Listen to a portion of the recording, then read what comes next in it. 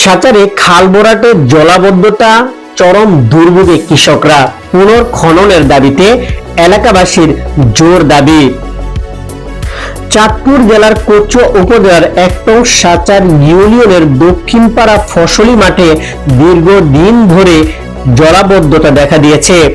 মাঠটির পানি নিষ্কাশনের একমাত্র মাধ্যম সাচার উত্তর বাজারের সঙ্গে সংযুক্ত গুরুত্বপূর্ণ খালটি বছরের পর বছর অবহেলায় মৃতপ্রায় হয়ে পড়েছে। ফলে সামান্য বৃষ্টিতেই হাজার হাজার একর জমি পানিতে তলিয়ে যাচ্ছে, চরম ক্ষতির মুখে পড়ছে কৃষকরা। স্থানীয় সূত্রে জানা যায়, সাচার দক্ষিণ পাড়ার বিস্তীর্ণ ফসলের মাঠ, যা পার্শ্ববর্তী পাথর ও বিতরা ইউনিয়নের সঙ্গে সংযুক্ত, সেই মাঠের পানি নিষ্কাশনের একমাত্র পথ এই খাল।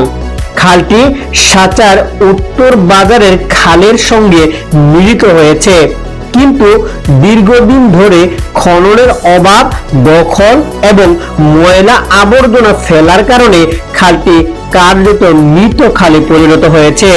বিশেষ করে সাচার দক্ষিণ বাজার ব্রিজের নিচ থেকে শুরু করে সাচার কেন্দ্রীয় জামে মসজিদ সংলগ্ন এলাকা পর্যন্ত খালের বড় অংশ বাজারের ময়লা আবর্জনায় ভরাট হয়ে গেছে। এতে খালের স্বাভাবিক পানি প্রবাহ সম্পূর্ণভাবে বাধাগ্রস্ত হচ্ছে। এর ফলে সামান্য বৃষ্টিতেই ফসলি মাঠে পানি জমে যায়।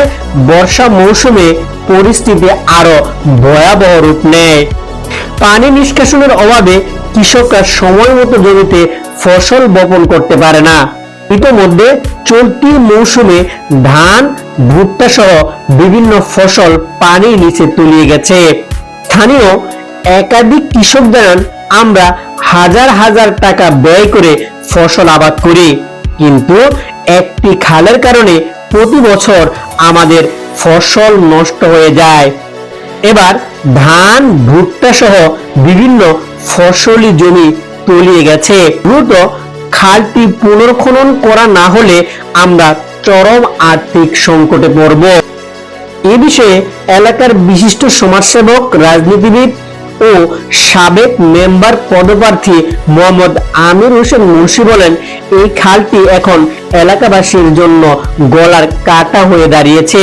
বর্ষা মৌসুমে নয়, আলু মৌসুমে সামান্য বৃষ্টিতেও পানি জমে ফসল নষ্ট হয়।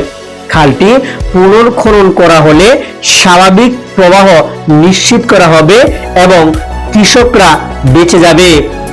তিনি খালটি পুনর্খননের দাবি জানান।